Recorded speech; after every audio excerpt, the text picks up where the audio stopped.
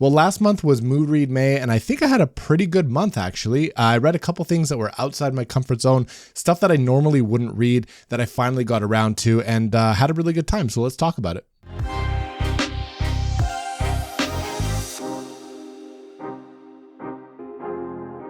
Hello, welcome back to the channel. My name is Theo. Thank you for hanging out with me today. Let's talk about all the books that I read in May. It was kind of a random month. It was a mood read month. I let myself read whatever. If you go back to my TBR, I mentioned that there's a bunch of books that I want to get to. Here's kind of what I was thinking. I might just blow up the TBR and read random stuff that I wasn't intending to, and a little bit of that happened, but mostly I stuck to it and I read as much as I could. I don't exactly know. I think I read 5 or 6 books with a comic mixed in there. So yeah, let's go ahead and talk about what I read and what I liked and what I didn't really like. All right, these aren't really in order, but the first book I wanted to talk about is actually The Long Walk by Stephen King, written as Richard Bachman. This is considered one of the Richard Bachman books. Stephen King, after he became successful, wanted to release some older works, but also write under a different pseudonym. And he used Richard Bachman. And that was for a few reasons, one of which to see to what extent he was writing his name as successful Stephen King with publishers and the public, or to see if he's actually talented. But most of it was he wanted a chance to write a little bit different, to have a bit of a darker tone, it was said, to exert a little more of a different narrative voice and have that alter ego author come out on paper. So that's the purpose of Richard Bachman, and I can't remember how many he wrote, but The Long Walk is actually the first. He wrote this one when he was like 16 or 17 years old and then published it. I think he wrote it in 1965 or 66. Released it much later after he became, successful as Stephen King.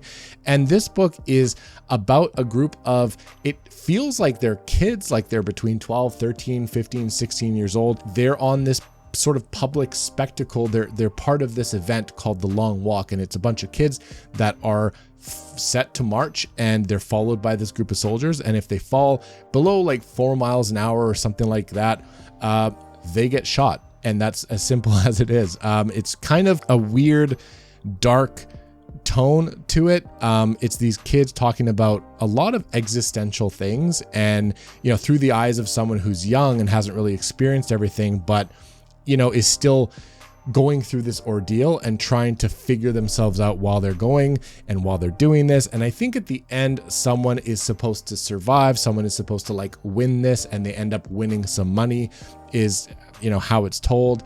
And it doesn't really go too deep into, as far as I'm concerned, I don't remember it going too deep into why they've been chosen or why they volunteered to do this. It's just every year or every so many years, a group of people do the long walk, and it's sort of public and it's sort of a spectacle, and people line up on the streets when they're crossing through your town. I don't exactly remember how long this is supposed to be. I think it was like a week or, a few hundred miles. It really just depends on how long these kids can keep going. And these kids are getting to know one another, but they're still competing against each other because there's only going to be one survivor at the end of this thing. And if you've watched, I haven't watched it, but apparently the adaptation is The Running Man with Arnold Schwarzenegger. And that aesthetic seemed a little more futuristic, a little more sci-fi to me with an older cast. This is, like I said, basically children in kind of a Midwestern, typical Stephen King Midwest or Middle America type setting. And, it was pretty cool, but there's not a whole lot that happens. It's basically just these kids walking and talking. And for that reason, the conversations that take place and, the backstories of all these characters really enrich the story, because otherwise, that's basically the plot. These kids are just walking, and one person wins at the end and survives. So it's really the backstory and, like I said, the conversation between all these people and the existential conversations that are taking place, and what I think is supposed to be kind of a metaphor for life. And I actually read that 10 years prior to this being written, or 15 years or whatever it was, the Vietnam War. And so he wrote this as kind of like a metaphor, talking about, to me, it was a metaphor for a few things and for life and growing up and whatever, but really it's the challenge of life and, the war itself. And the fact that even if you come out the other end of this ordeal, even though, people could look at you and say that you won, you made it, you've survived or whatever, the ordeal itself and the trauma can change someone so fundamentally that, you didn't really win. You know what I mean? You've been so impacted. You're not really the same person. You're so much more damaged when you come out the other end of this thing than you were originally. And that's kind of the premise of the story, the kind of the purpose of it. The ending is very ambiguous. I actually liked it. I've heard some people don't like it, but I really did. I like when endings sort of leave a little bit up for interpretation. And in this type of book, that really, again, is sort of just a metaphor for any number of things, and can be interpreted however you want. The ending really fit the story, in my opinion. I enjoyed it. Not one of his best for me, but I really liked it. This is among, this is a favorite for a lot of people. It wasn't necessarily a favorite of mine. I don't think I'd reread it, but I really enjoyed it. I'm glad that I read it. It's very impressive that he wrote this when he was like 16 or 17. I don't know if I mentioned at the beginning of this, but it was his first book he ever wrote, and then just published and released it later after he achieved some fame with publishers. So very impressive. I think I gave it 4 stars. If you haven't tried a Bachman book, definitely Stephen King, but with a different flavor and different tone a little bit. And I would recommend it. I would start with The Long Walk. It's a shorter one.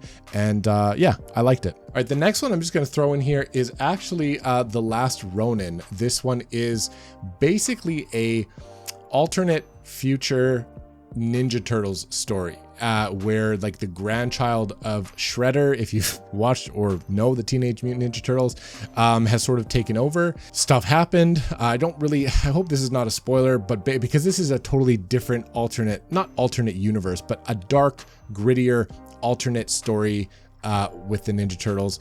And basically, I mean, the title says it all. It's The Last Ronin. My cat's scratching at the door. That's fine. And can you stop? And basically you have one surviving Ninja Turtle, and a spoiler would be telling you who this is, but I won't tell you which Ninja Turtle it is. You can see they have a black mask on, very, very dark, very gritty, very, I don't want to say adult, but definitely grown up. This is a darker story and one of revenge, and I thought it was done very well. I think I gave this 5 stars just from the lens and the context of a comic and a Ninja Turtles type story that I haven't read in years and years. And I think in another video I showed, I think maybe it was the book haul or maybe the TBR, where I kind of show some of the artwork and stuff, and I won't show too much here, but I show a little more there. And it's just, some of it is dark. The flashbacks are a little bit, they're colored differently. Some of the pages are colored really vibrantly and just really beautiful. The artwork in here is really cool, and I really liked it. It was kind of nostalgic, but for a bit of an adult story though, it fit, and it was in what I was in the mood for. Mood read May. Picked up kind of a comic, really. Kind of thick for a comic. It's definitely a bind up of a few issues, I think, and that's why I ended up buying this, because I saw that those were coming out years ago. I think they started coming out like 10 years ago, and I never really read them. And then when they bound them up into this kind of complete story, I believe that that's what this is. This is the complete story, and I think they were issued separately. I can't remember. I really enjoyed this one just as a comic, as a nostalgia read, as a random whatever, and as a Ninja Turtles fan, I thought it was fun. So I liked it, and I gave it 5 stars. All right, little timeout here. If you hear a bunch of noise and rummaging, that's my new reading buddy, Penny, our new kitten, who's adorable. She's like hiding under the books and stuff. She's just getting settled in. She's been here for a week. And my other cat, Gordon, is in the corner kind of just watching her. So she's running around. I'm going to introduce her a little more formally in the next video. But yeah, if she pops out, maybe I'll hold her up. But otherwise, yeah, ignore the noise and the rummaging. That is the animals. Okay, the next book that I listened to is definitely outside my typical comfort zone. This was recommended to me by my friend Madison. She was reading it, really loved it. She read the second book, enjoyed that as well. I actually made a post about this when I started reading it, because I was like, wow, this is so fresh, really cool. I'm really enjoying it more than I thought I would. This is Dungeon Crawler Carl by Matthew Dinneman. This was narrated by Jeff Hayes, who did the Audible audiobook. Let me just confirm that that is actually indeed correct. Yes, I'm right. This is progression fantasy. This is very much like a progression video game, level up, get loot, get to the next level, fight a boss type book. And I did not think I would enjoy this. It was hilarious. It's about this guy named Carl. One day he wakes up, there's an apocalypse or whatever, and like all the buildings are leveled, everything is like blown up. The earth is leveled. Basically, these portals kind of open up into these dungeons. And I don't want to give too much away because the premise is kind of funny, but basically he becomes part of this game for the entertainment of another universe, another species or whatever. And he's forced to go through these dungeons, get loot, level up. He's stuck with his ex's cat, Princess Donut, the Queen Anne Chunk is the name of the cat. She's absolutely hilarious. I have to say, the audiobook is the way to go on this. It's one of the best audiobooks I've ever listened to. First of all, the witty dialogue, kind of the humor. If you like Dresden, it's kind of similar to that. This narrator, Jeff Hayes, I literally messaged some friends and saying like, oh, I'm reading this book. My friend put me onto it. It's actually way better than I thought it would be. And the audiobook is great. It's narrated by a full cast. And like I ate my words after like another couple hours, because I'm like, oh my God, this is one person. Like I would have bet money that this was multiple people narrating this book. It's one person who's one of the most talented voice artists I've ever heard. And so if you have the opportunity, if you're into this kind of fantasy subgenre, I would urge you to try this, and I would urge you to try it on audiobook, because that's probably the best way to enjoy this story. Again, there's not much to say here. He has to go through all these levels of the dungeon. The dungeon has, I think, 13 levels. And the first book, basically, he only makes it through like the first 2 levels. And there are different rooms with different bosses. They're weird, kind of, exaggerated, satirical versions of people in our own human society, and it's just a really fun time. The story is actually a lot more charming than I thought it would be. I liked it. It was my first intro into progression fantasy, and I had a good time. I think I gave it 4 stars. I had a really good time in the context of this subgenre, but I realized near the end, and I'm going to have to apologize in advance, because there's a couple of you that I've talked to about this, and some people that really want me to enjoy this and read the rest of the series. I think there's 5 books. The 6th one is coming out in July or this month or whatever. I had a good time with it. I just don't know if this is the subgenre for me. I like to separate my reading, like my fiction, with my games, and I don't have nearly enough time to play video games as I would like. And so this one felt as fun as the story is, as clever and witty as the dialogue is, as excellent as the audiobook was, and as fun, as the environment and the story itself was, because it was pretty fun. It just kind of felt near the end like I was playing a video game, and it kind of just made me want to go and play a video game. And so I don't like, I'm probably going to read the next one just to kind of see where the story goes. Apparently the character arcs are incredible through this whole thing. The relationship between Carl and Princess Donut is hilarious. It was hilarious in book 1. I hear that it gets even better, and there are some emotional moments actually, and the characterization for a subgenre like this is actually really impressive. So I'm probably going to continue with it because I'm curious to see where it goes. I just don't like, I didn't end the first book itching to jump into the next one. And so I'm going to put that aside right now. I'm going to recommend it for those of you that are fans of progression fantasy or video games and kind of like a little bit of that flavor in your game. If you like Dresden but want kind of more of an urban fantasy sci-fi type feeling, this is definitely the book for you. If you like a good audiobook and you just want to have a good time, turn your brain off, good palate cleanser, try this one. You probably won't be disappointed. If you don't like level up stories with bosses and a very video game feel, then you won't like this one. But give it a shot because it's pretty cool.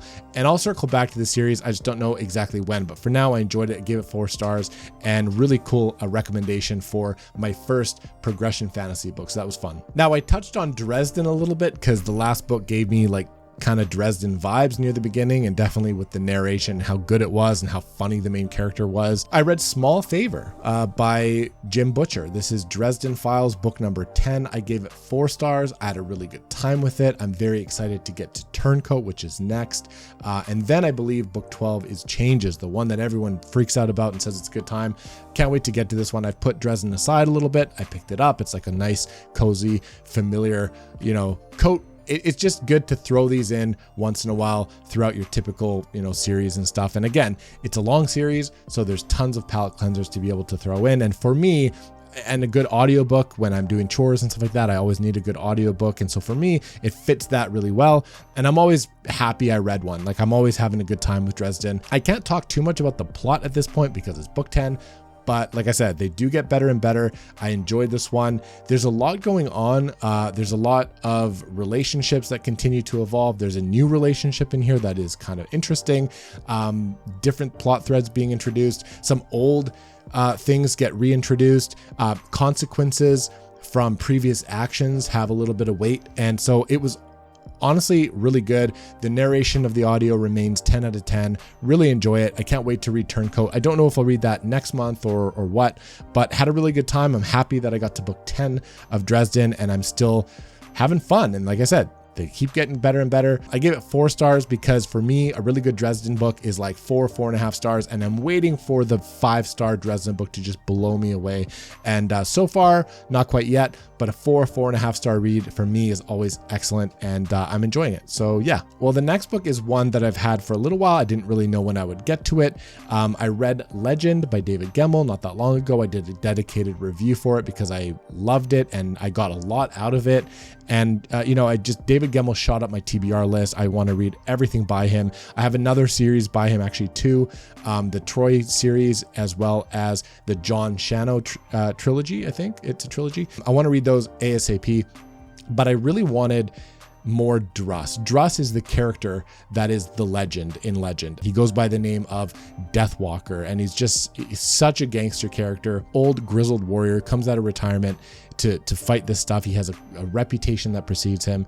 And apparently the sequel to Legend didn't really capture the magic. He was kind of forced to write that sequel, or the publishers wanted a next installment. And while the Draenei series, takes a life of its own and apparently is quite good, that next book, if you go into it right after Legend, particularly having really loved Legend, might not be living up to your expectations. So for me, I went to his 6th or 7th published book, which is actually a prequel to Legend, and that is the first Chronicles of Druss the Legend by David Gemmell. This is basically the story of Druss. We find Druss at like 15 years old.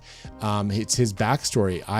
All I wanted was more Druss. I wanted to learn how Druss became, the legend, how he became the Deathwalker. And so I picked this one up, and I wasn't disappointed. I gave it a 4 stars. It didn't completely blow me away, but it was sort of almost in a weird way nostalgic, because while I just read Legend not that long ago, I was like thrown back into that world, and I got to hang out with Druss again. I got to see his story and really what makes that character jump off the page. In Legend, I got all of that here. So I'm glad I went back in chronological order to the prequel and the story of Druss himself. I'm glad that I did that. I would recommend, if Druss and that whole story is or character is your favorite part of Legend, the legend himself, I would go back and maybe not read the sequel. I'd go ahead and read the prequel first and then continue with the Draenei series after that. There's a ton of different ways to read these books. There's tons of different lists. You do you, but I went back. I had a good time with Druss. I gave it 4 stars. And I'm glad that I read it. All right, after rambling a little bit too much on that last book, sorry. This one is a book that I gave 5 stars to. It is the 3rd book in a trilogy for which I gave every book 5 stars. This one is Jade Legacy, book 3 in the Greenbone saga by Miss Fonda Lee. I had an absolute blast with this one. What an amazing conclusion. It lived up to almost all the hype, not all of it, but almost all of it, with a very gratifying conclusion, a beautiful kind of, not bittersweet, it was sweet ending. And I just had a good time. This one does so many things so well. I can't go too much into the plot at this point. I've talked about what the Greenbone saga is. There are plenty of videos and wrap-ups and stuff to talk about each individual book, but this is the last one, and so there's not much I can say without spoiling it, particularly because in this book there is a lot of time jumping, and it's done quite well. Typically it can be a little bit jarring. I actually like time jumps. This one shifts forward quite a bit, and the character arcs in this, the relationships, the characterizations, all of that is just incredibly impressive. I don't know how she wrapped this up so tightly and made it just such a really satisfying trilogy. Often there's, second book syndrome, or the ending doesn't quite work, or certain aspects of it, like time jumps or certain arcs, don't work as well. In this book and this trilogy, everything worked for me. It was amazing. I had a really good time with it. I enjoyed I would reread this series. If this series doesn't at some point get adapted, what a missed opportunity. Such a cool, setting, the fighting, although there's not a lot. This book actually gets is extremely political, but at the heart of it, it's still a very interesting and engrossing family drama. And man, there were some emotional moments. I think I teared up in this one. If not, it was Jade War, which is book 2. And there are some moments with these characters that just sort of become your family. It's mafia inspired, like I said, but in an Asian setting with a lot of martial arts. Really cool. Really cool. I had a great time with it. And that one pretty much wrapped up my May. So that's it. Overall, I had a pretty good time. I'm curious how your May turned out. My June is a little bit busy, as I mentioned, because we have a new friend in the house and I will be formally introducing her in another video. I'm going to formally introduce her now, actually, because she just jumped up. So if you've waited to the end of the video, you get a nice little surprise. This is Penelope. She's our new baby, and she's doing really well, but she's a handful. And so in June, it took a week to get her acclimatized and slowly introduce her to our other cat. We wanted to take it slow. And so I've read a little bit less in June so far than I would have liked. And so I apologize for this wrap up coming late. If you stuck around this far, leave a little cat emoji maybe and let me know you're enjoying the content. Thank you so much for subscribing. I really appreciate every single one of you. Hope you're having a really good June so far. Let me know all the books maybe that you're planning to read. If you have a TBR video, I'm getting back to it. It's been tied up. I'm getting back to all the content, watching and creating. Thank you so much. I'll catch you guys soon on the next video.